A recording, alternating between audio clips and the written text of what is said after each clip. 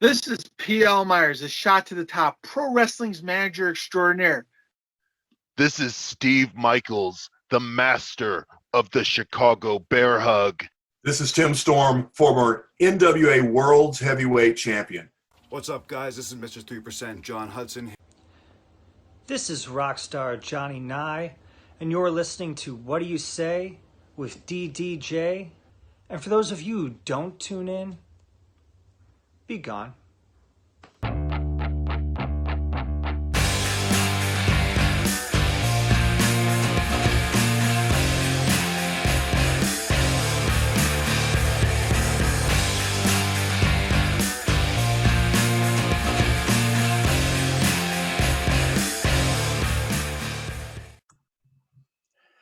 Welcome to episode 14 of What Do You Say with DDJ. And as always, I am your host, DDJ. Thanks again for listening. I really appreciate all the love I've been getting from my fans. And once again, this show is part of the Pro Wrestling Junkies Pod Squad. Episodes drop every Monday at 12 a.m. and go up on YouTube every Wednesday at 12:15 a.m. My guest this week is the other half of Youth Gone Wild. You may remember back in episode 10, I had Matt Creed on. Well, tonight I have his tag team partner, Tom Heisman. He gives his side of the Road Warrior Animal story, talks about how he became a wrestling fan, and we also get in a little video game chatter when it comes to wrestling video games.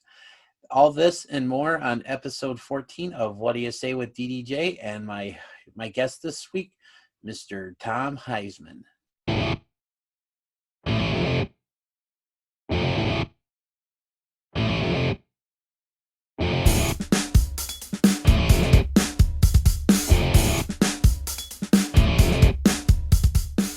All right, welcome to another episode of What Do You Say with DDJ, and with me this evening I have one half of the tag team Youth Gone Wild. You may have heard about 4 weeks ago I had his partner on, Matt Creed, but with me today I have Tom Heisman. Tom, how you doing this evening? Doing pretty good. Pretty good. Awesome. Well, first off, thank you so much for joining me tonight.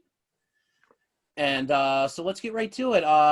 Tom, how did you discover pro wrestling? Well, that goes back all the way to my dad. He was a big fan of professional wrestling growing up when he was a kid.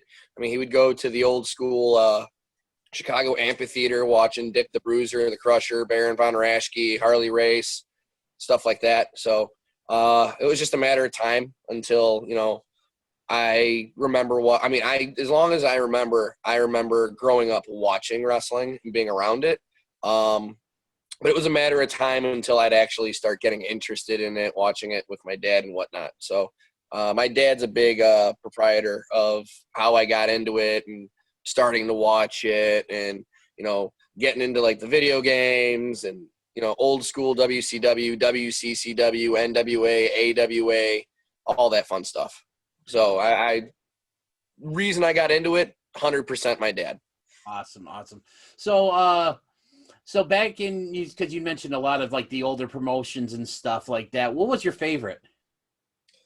So it's funny. The first ever DVD or like VHS I ever did, first DVD would have been The Life and Time of the Road Warriors, but the first VHS I ever watched was actually a recording of Night of the Skywalkers, where it was the Legion of Doom against Midnight Express. It's the same, the scaffold match where Jim Cornette climbed up.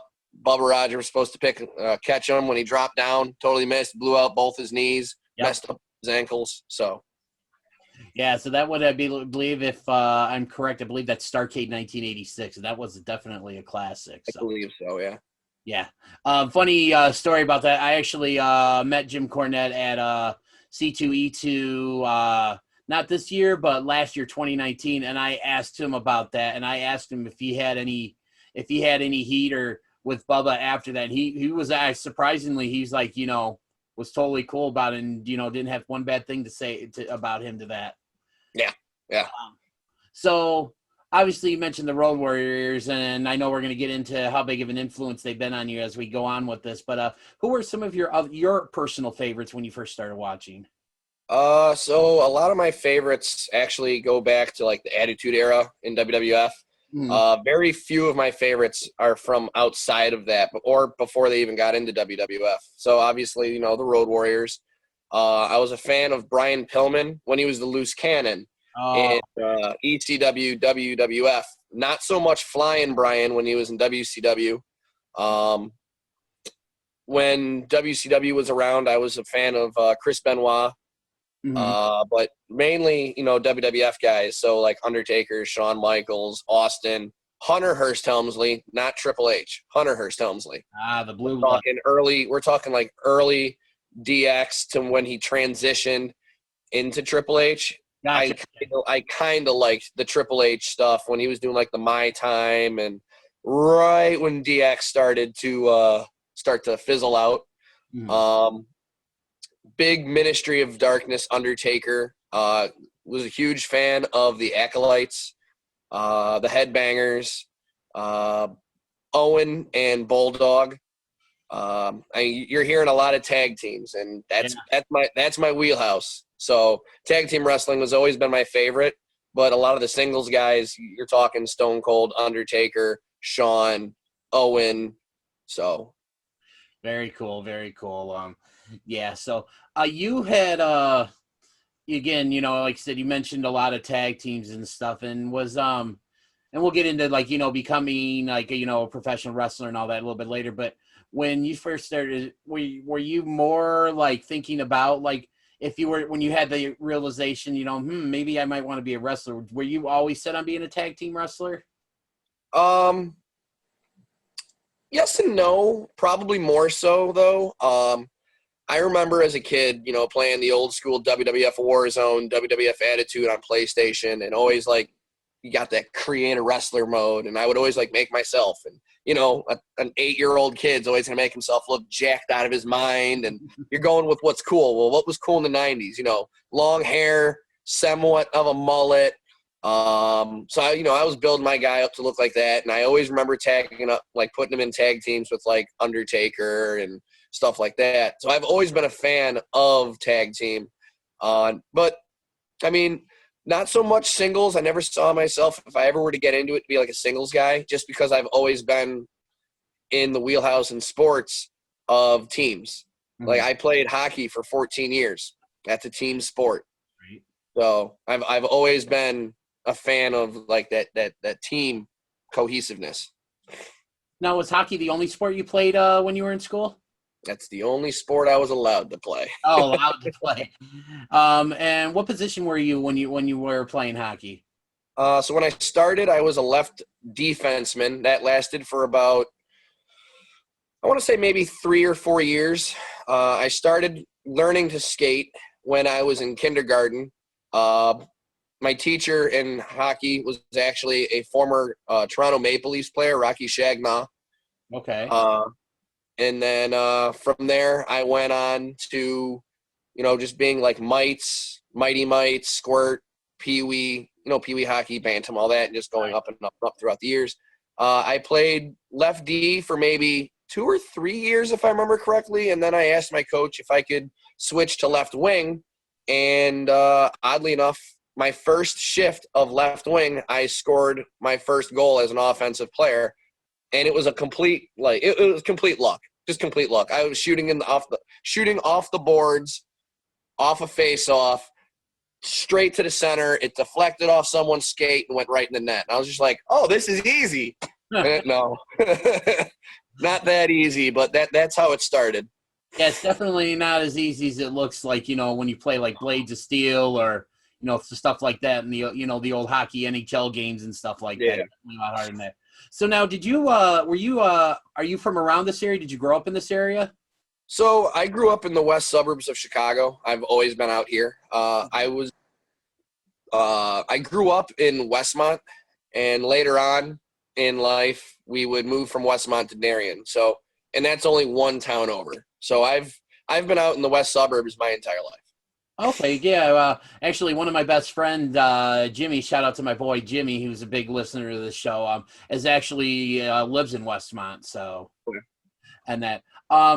So when did you decide that you wanted to become a professional wrestler? So I was in high school. It was my sophomore year, I think.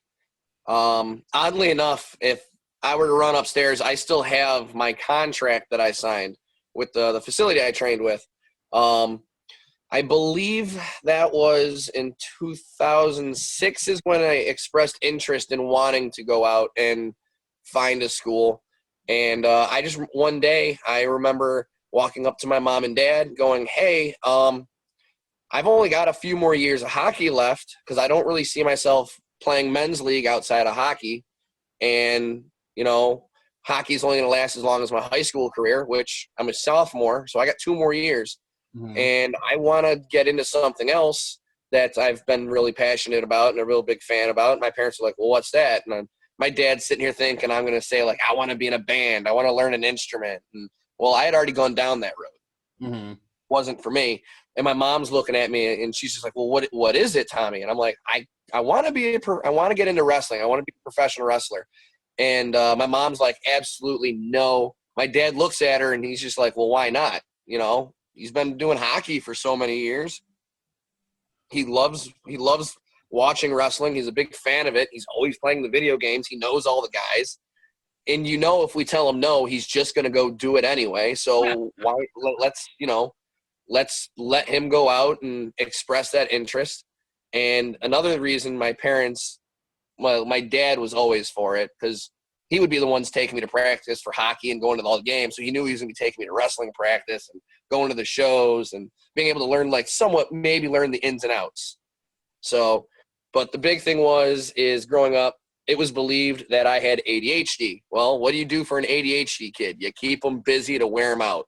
Well, that's what my mom was like. You know what? He's got to put this energy somewhere, and if he's going to be in a safe environment, then sure, But if he gets hurt, it's on you. And my dad was like, whatever. So they said, well, if you can find a school, we'll look into it. I went on my computer, and half hour later, I came up with printed forms, and I was just, hey, I found a school.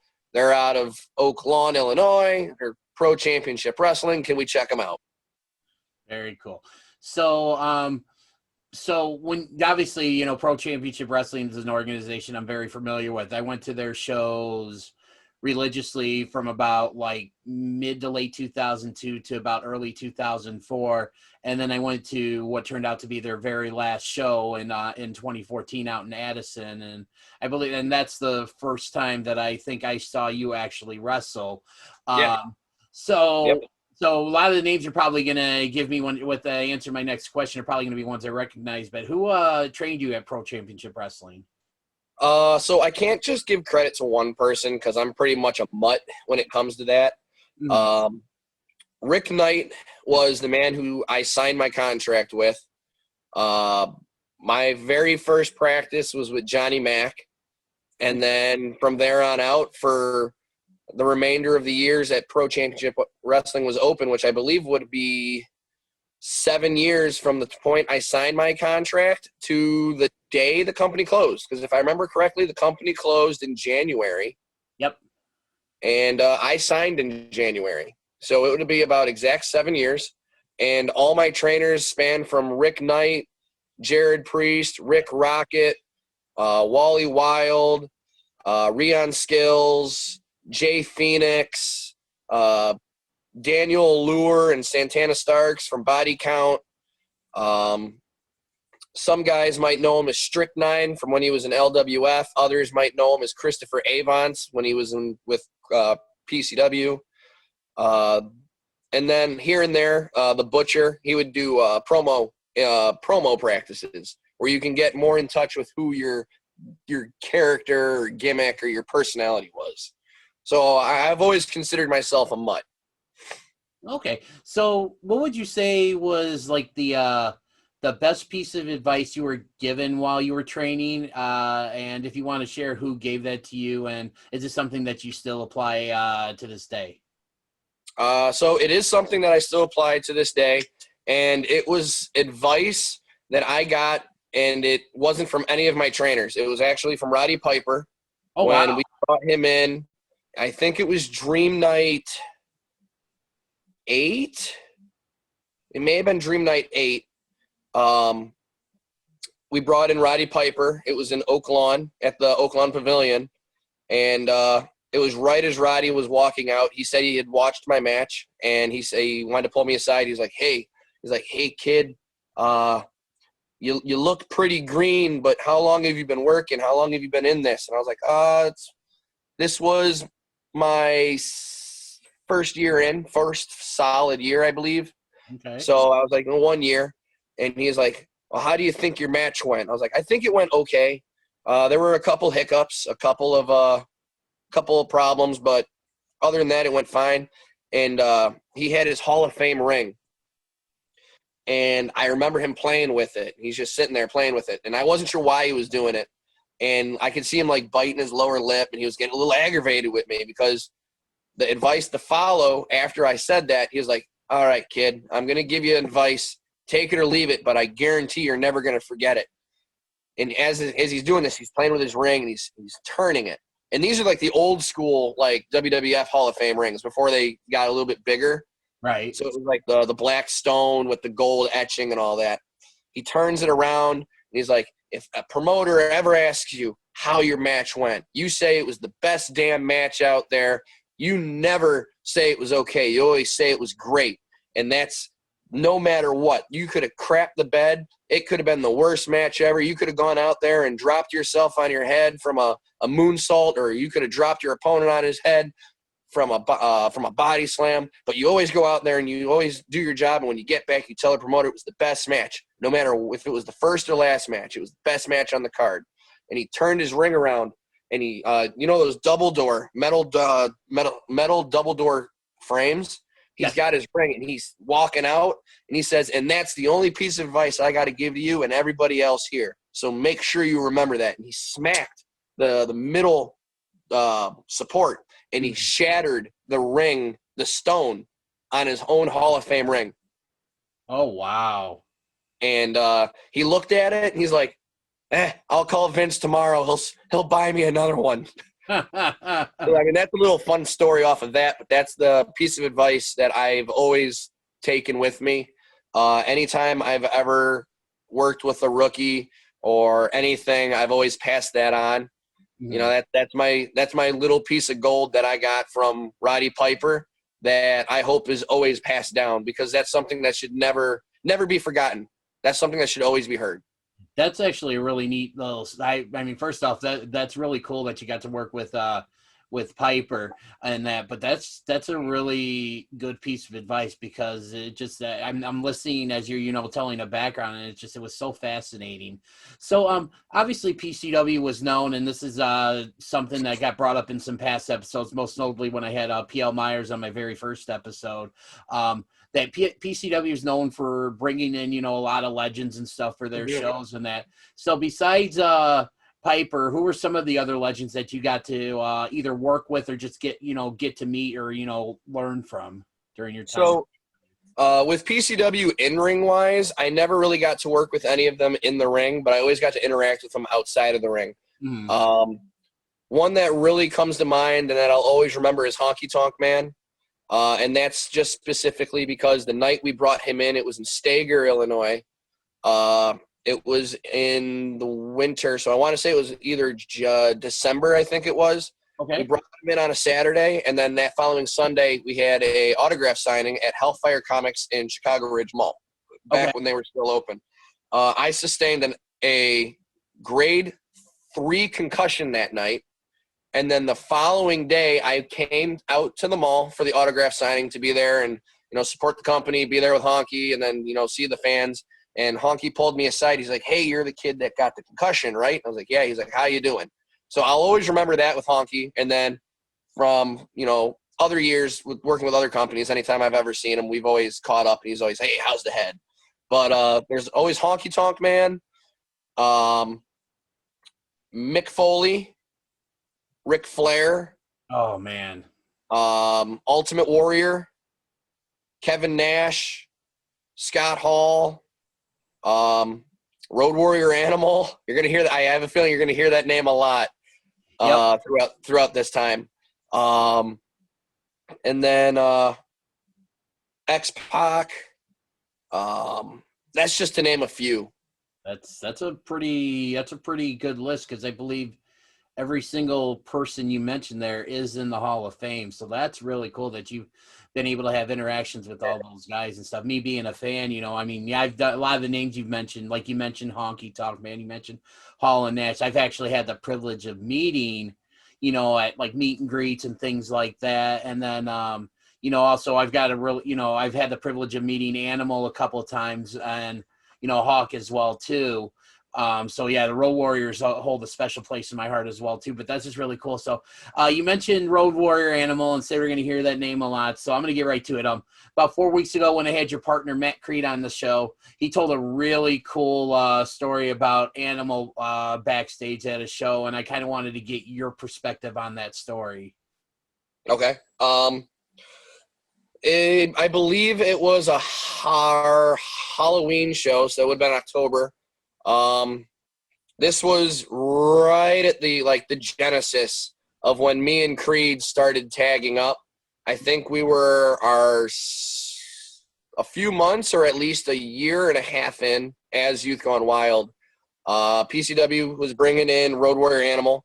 Like I said earlier, the Road Warriors are a big influence in my upcoming as a fan. Up until that point, I was always a fan of Hawk. Not really so much Animal. I was always a big fan of Hawk. I don't know if it was just because the double mohawk and whatnot, but I was always a fan of Hawk. Mm-hmm. But we're going into the show, and I can't remember who we were wrestling that day, but I remember walking out of the bathroom, and Creed's coming up to me. He's like, "Hey, Tom, we're up next. So you got to grab your gear. You got to grab your jacket." And the funny thing is I go in the locker room. The show is in Midlothian, and there's a group of guys circled around my gear bag. You got P.L. Myers, Jared Priest, Rick Knight, a bunch of the other rookies, and some of the other guys. But I remember those three specifically, and then Animal. And my gear bag is open. But the only reason it's open is because I actually saw Animal open my gear bag. So somebody got into his ear and told him what Youth Gone Wild's leather jackets and vests looked like. Well, anybody who knows us knows since me and Creed ever started tagging, I've always had like the spikes on my shoulders. Mm-hmm. Now we're not talking like LOD, 8-inch, 10-inch spikes. Yeah. But we're talking, 3-inch billet aluminum spikes. Or when I first started, I had the 1-inch billet aluminum spikes. And so somebody wised him up, and Animal goes in my gear bag. He flips it open. I see what I'm not wearing. The gear I'm not wearing is being, shuffled aside, and he pulls out my vest. Well, at this time, it was the first incarnation, so it was a leather biker vest, leather motorcycle vest, and it had the 1-inch spikes on the shoulders, and I had a little bit of chain lacing on the sides. And he looks up at it. He's looking at it, and then he looks at me because I'm walking up to him. He's like, "Hey, Mr. Animal, I'm actually up next, and you're actually holding my entrance jacket. I need that." And he looks at me. He's like, "What is this, a Road Warrior starter kit?" And I'm sitting here about to crap my pants. I'm like, "Oh shit, this is not what I need right now." Everybody was looking at that, and then it's just like, boom, deer in headlights. Everybody's looking at me like, "Uh-oh, what's the kid gonna say?" And I looked at him. I was like, not exactly, but I did get the idea the same way you and Hawk got the ideas for your original leather entrance gear. And he's like, "Oh, yeah, what's that?" And I was like, "I'm a big fan of the Mad Max series with Mel Gibson." Mm-hmm. And he's like, "Oh, someone paid attention to our DVD that just came out about a couple years ago, huh?" And I was like, "Actually, it's the first DVD I ever got through WWE." So he's like, "Oh, good answer, kid. Yeah, I don't see a problem with this. This is actually kind of cool, and you gave the right answer. So here you go. Go out and have a good match." And when I came back and whatnot, he's the first person to come up to me. He's like, "So how'd it go?" And I remembered the advice I got from Piper, so I told him that, and he's like, you seem like you know what you're doing out there. You seem like you got good training. I know the guys that are working with you, so keep doing what you're doing. And about 2 minutes goes by, I'm walking back to my gear, and he's like, oh, by the way, keep doing the spikes. It's okay by me. I was like, all right, thank you, sir. And so, I mean, ever since, we'd always done the spikes, chains, any of that. And then whenever we design the leather jackets or the vests, I've always made sure that that's somewhere on there. Mhm. And anytime I had walked into Road Warrior Animal after that, it was always, hey, how's it going? And we would have a conversation for about 45 minutes, sometimes a half hour to 45 minutes, just shooting the shit and catching up and saying hey. And he'd always give me a little bit of a like a twist of the arm, like, hey, remember, I'm the one who gave you permission to use those spikes, kind of thing. So that's my first ever encounter with Animal, and it was unsettling but very humbling. Yeah, that's got to be one of those things that, like, just you'll never forget because Nope.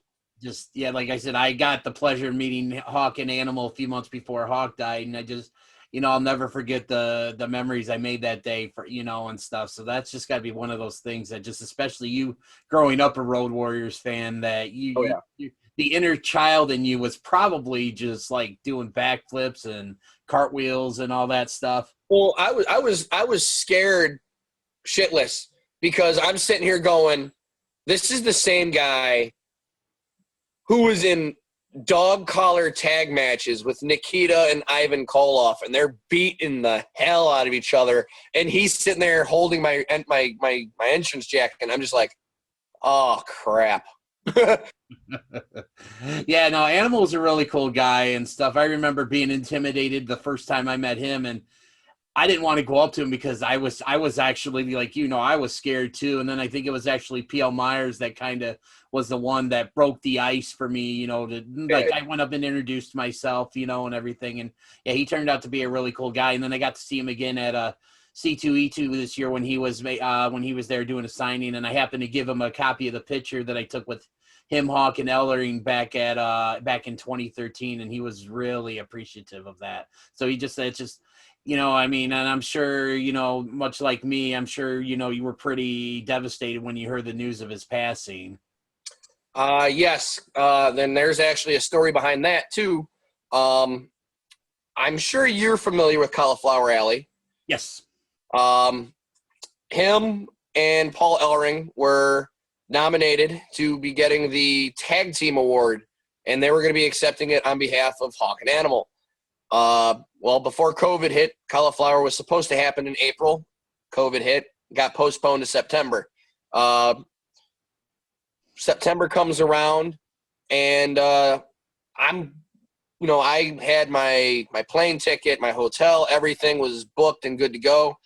I had my admission for Cauliflower. I was going to actually be performing at the indie shows for Cauliflower. I was going to be there. I was flying in on Saturday. I was coming home on Thursday. I still did the trip, even though Cauliflower got canceled. And the upsetting thing is the day Road Warrior Animal and Ellering were going to be accepting the award was the same exact day that Road Warrior Animal passed away.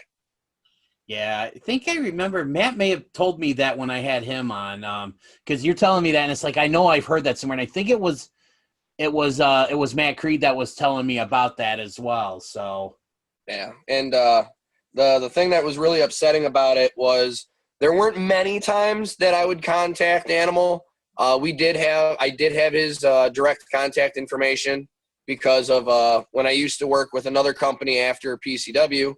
I was one of the guys that would help bring in some talent, and I had known Animal, so I was able to get his contact info after we had brought him in the first time outside of PCW, and I wished him to make sure he got home safe because he had driven from Michigan down to Chicago during a blizzard, and I wished him good luck on getting home. Please let me know you get home safe. And after that, he was like, hey, this is my direct contact information.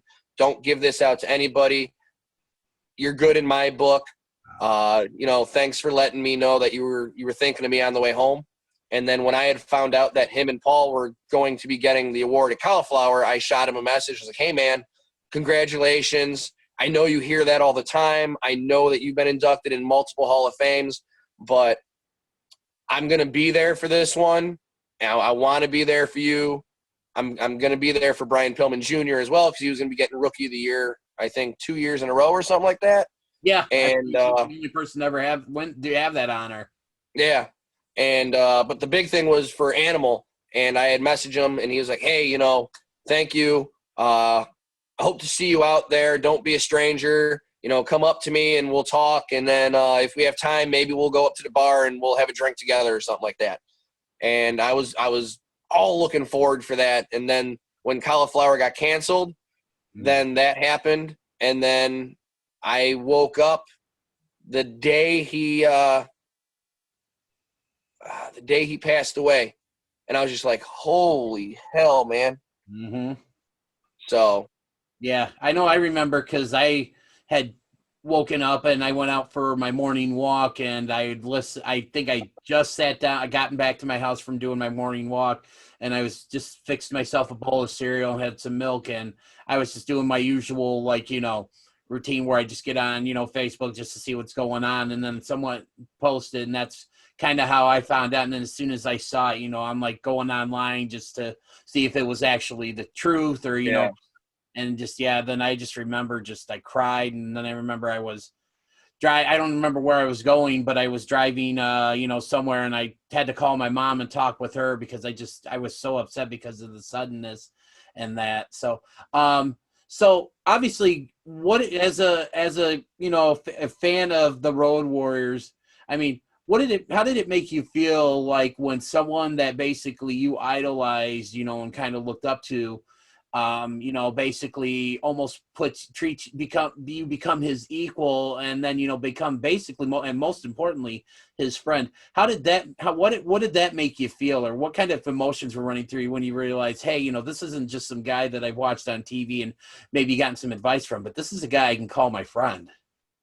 So it was definitely one of those situations where I had to take a step back and be like, this is crazy. Like, this is somebody who's been to Japan, WWE, WCW, NWA, AWA, all these companies, TNA, all these companies for what, almost 3.5 decades, if not longer, 4 decades. We're talking what, the mid 80s to now? Yeah, so you're looking at almost 40 years, because I think it was 83 was when they officially debuted Georgia Championship Wrestling. So I'm sitting here going, like, this guy has been everywhere, has done everything. He's an icon in tag team wrestling. You can't think tag team wrestling and not think the Road Warriors. Absolutely.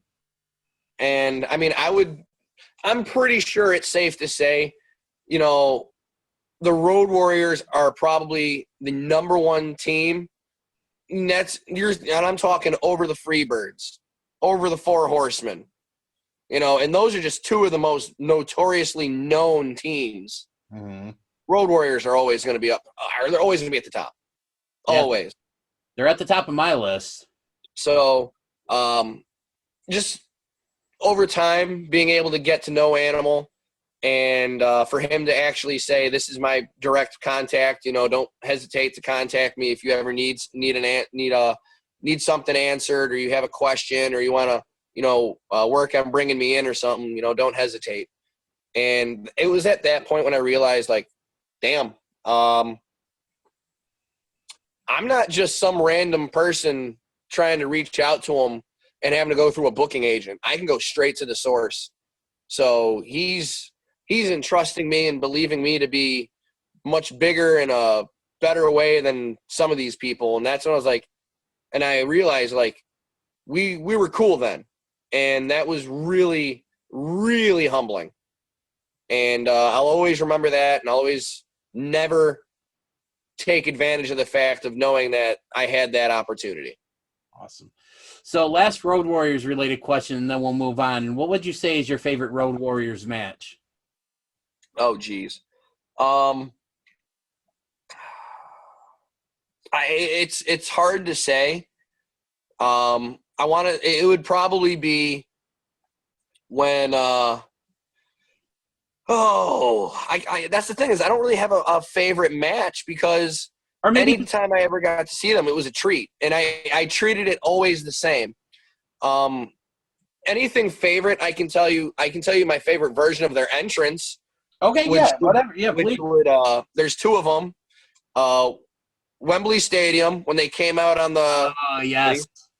Yeah, that was. and then when they debuted for WrestleMania 13 and Ahmed Johnson, the coming home edition on Raw, and he's sitting there saying, "Oh, you guys want, the nation, you want to have a Chicago street fight? Well, I went out and I found the biggest, baddest guys I could find." And you hear the Road Warrior music hit.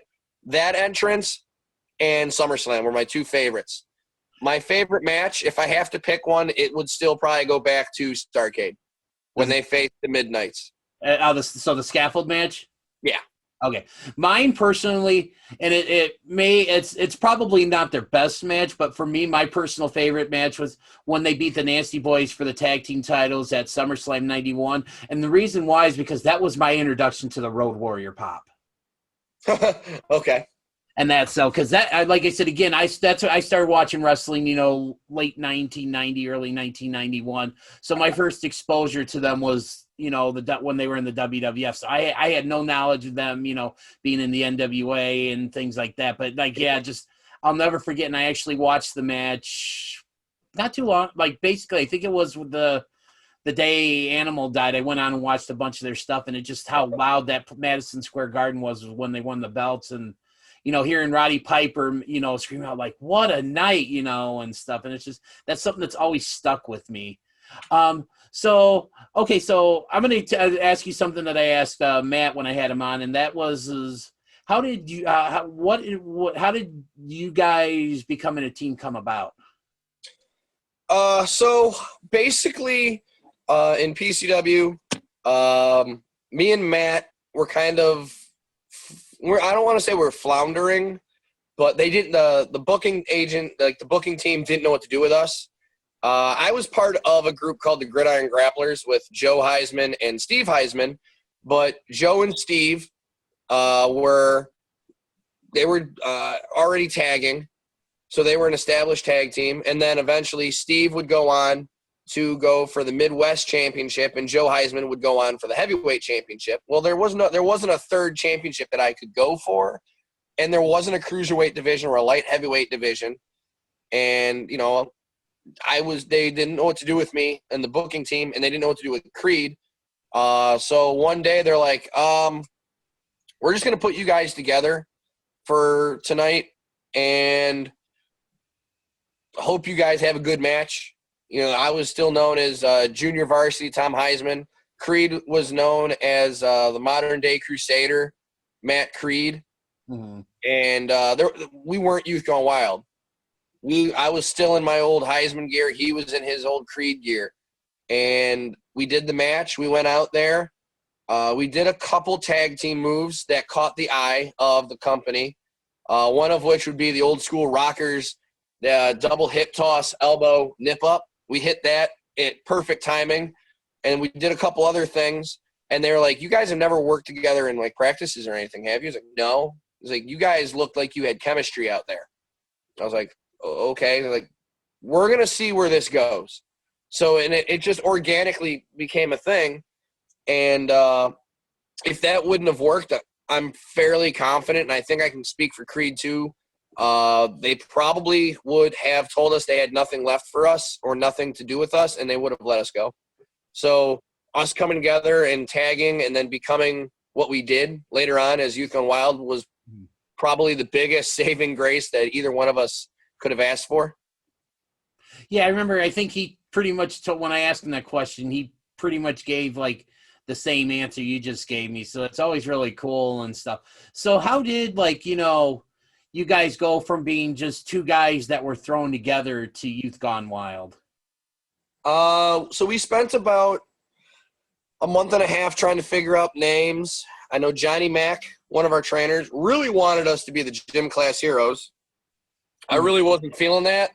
One, I was a hockey player jock in high school, and I didn't like the name Gym Class Heroes. I thought it was really kind of childish. And his idea was like we come out like the early 90s, late 80s, gym shorts, like the up to your like damn near showing your nuts. Yeah. And like tank tops. And I'm like, I'm not feeling that at all. I'm like, I ain't doing that. And then so me and Creed had thought like maybe Rising Warriors or something like that. And Edge and Randy Orton were a big tag team at the time, where they had like Edge's music, and then you'd hear that static, and then Randy Orton's music. So I remember going on Windows Media Player. Yeah, I remember going on Windows Media Player and taking my music and then inserting static and then doing his music and then trying to blend it together and be like, what do you think of this? And we used it for like a show or two. And then one of our trainers, Jared Priest, was listening to Skid Row in the car during flyering. He's like, hey, I want you guys to listen to this song. I have an idea. Hear me out. Listen to the song and then tell me what you think. And he plays the song Youth Gone Wild.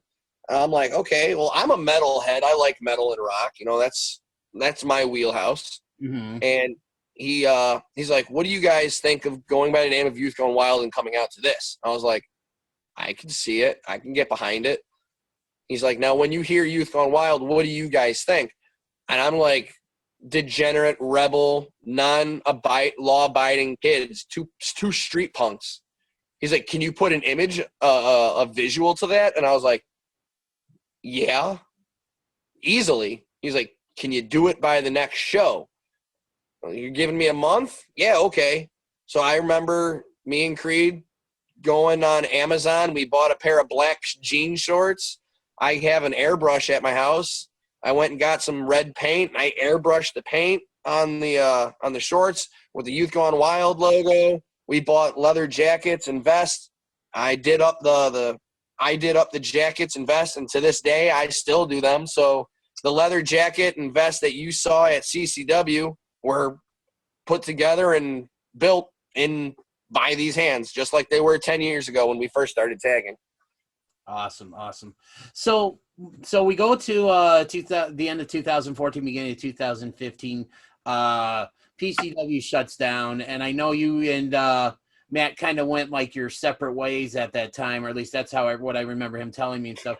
Did you still continue to wrestle during that time, and if so, where did you wrestle at? So I continued, but me and Creed are big admins for keeping the story alive. So in PCW, we had lost the Chicago connection, and in the stipulation was if we lost, we couldn't tag anymore. Mm-hmm. Well, we kept that alive for 4 or 5 years. So after PCW closed, I went to Crash Tested Wrestling, which was around for 3.5 years, and I completely did a 180.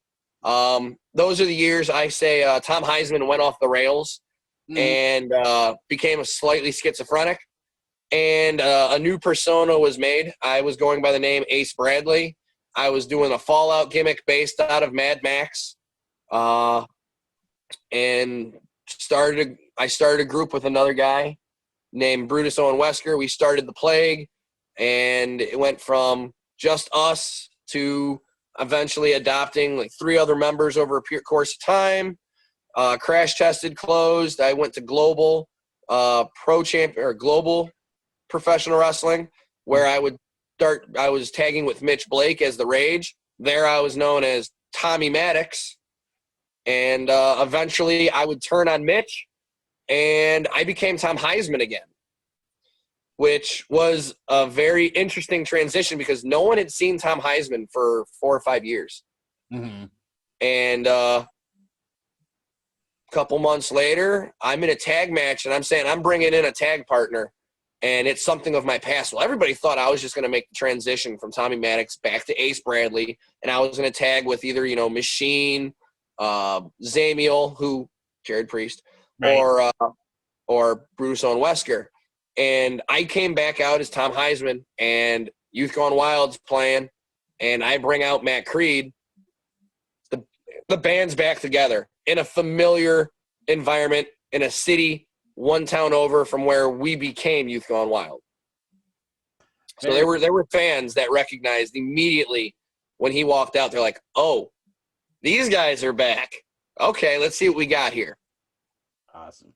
So it's really cool because I like the fact that you kind of brought your past back and stuff, because again, it seems like a lot of times these days in pro wrestling, at least in the major organizations, long-term storytelling seems to be a thing of the past. So it's nice that you kind of doing your own thing, but then when the time was right, you brought you went back to Tom Heisman and reformed Youth Gone Wild. So how did you get into contact with John Bullard? At the time, I was just looking for other bookings, other opportunities. Me and Creed were really looking for a company where we can make Youth Gone Wild our wheelhouse, our home. And because we had just started tagging up again, we had done a couple of shows with Powerhouse Wrestling Extreme. There were some issues with me and some of the guys there that are in control of booking. We don't see eye to eye. So I told Creed, I was like, "Hey man, this is the situation. I'm not going back there. You can if you want, but I can guarantee you it's not going to be the same without me there. They're not going to use you to the capacity that I know they should." He's like, "Dude, if you're not going back, I'm not going back." I was like, "All right." So in that meantime, I'm looking for other companies. At the time, a manager that we were talking with we're going to be working with John, and he had gotten me in contact with John. So I reached out, got the contact information, reached out to John, and we just started talking. And John's like, "Hey, no, I know who you are. I've seen your work. I want to talk. So when you're available, this is my number. Give me a call, and we'll see where everything goes." And me and John, without even realizing it, have a lot in common. From being fans of hockey, being fans of wrestling. I'm sure you can see in the background, I've got a lot of lights. Well, yeah. Some of the lights you might not see is I've got a couple different slot machines in my basement. John used to work on slot machines when he had his casino job. And I'm a big fan of old school wrestling. He's a fan of it. He was brought up on it. So we were able to just keep blending and meshing and building that friendship. And it built from that. And then it was, hey, so this is what I got going on. I'm doing this thing called Chicagoland Championship Wrestling, and I want you guys to be a part of it. I was like, give me dates. That's all you got to do is give me dates. You give me dates and a ring, I'll show you what I can do in that ring. Creed will show you what he can do in that ring. We'll show you what we can do in that ring together. And I guarantee you what you see, you're going to enjoy and you're going to like. Obviously, the rest is history. Mm-hmm. And that's so. Okay, so I'm going to kind of wrap it up here. So kind of going back, we're like way back to the beginning of the interview. You mentioned WWF Warzone, WWF Attitude, like wrestling video games. What would you say was your favorite wrestling video game ever? WWF Attitude. To this day, I still play it. Wow. For me, it's No Mercy for the Nintendo 64. Yeah, I wasn't a Nintendo 64 guy. I didn't grow up with one. I never wanted one. I didn't care for it. If I ever played on 64, it was always GoldenEye at my friend's house. Oh, those are good times. Out of all my friends, I was the only wrestling guy. So, And that's so. And then one last question. What took more of a toll on your body? A hockey game or a professional wrestling match? They're pretty equal. But I will say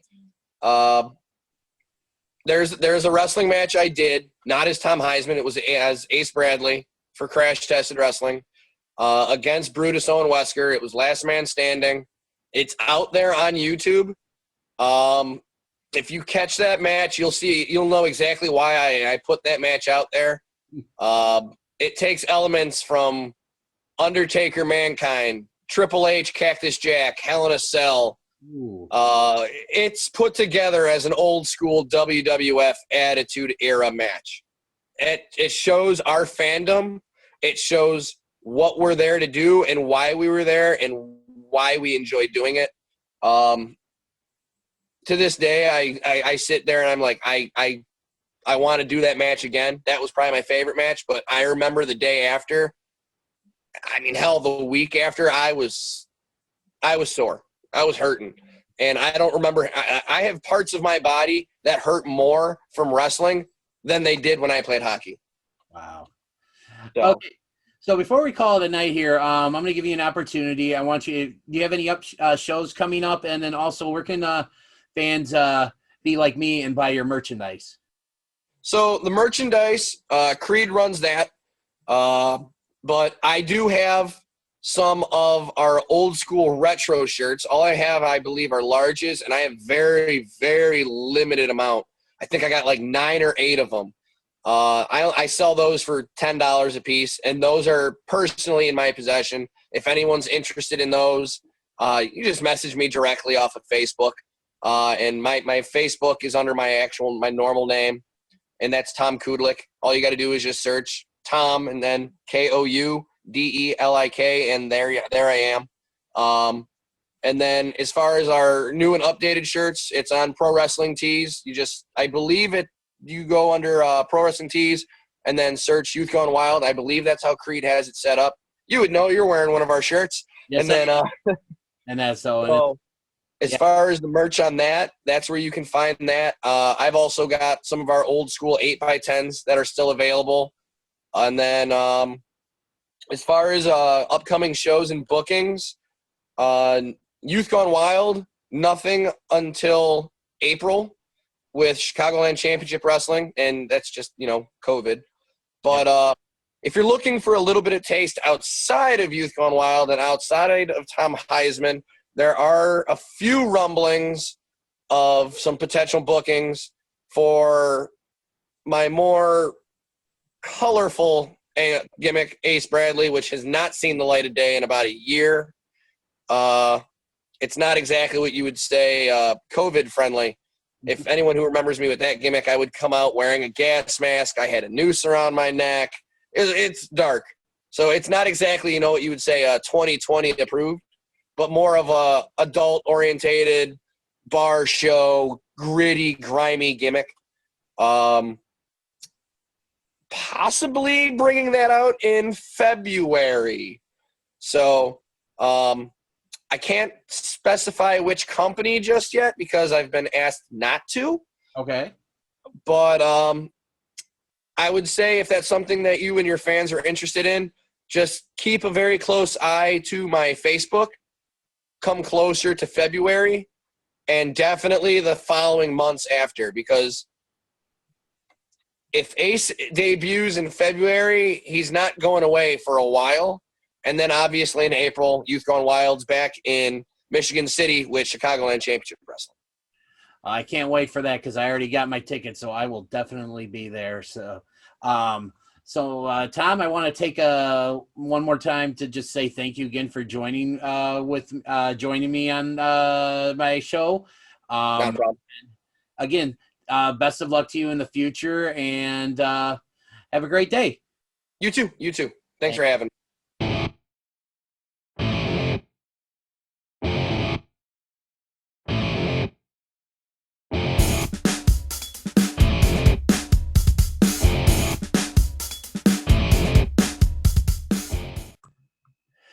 Thanks, Tom, for joining me this week on What Do You Say?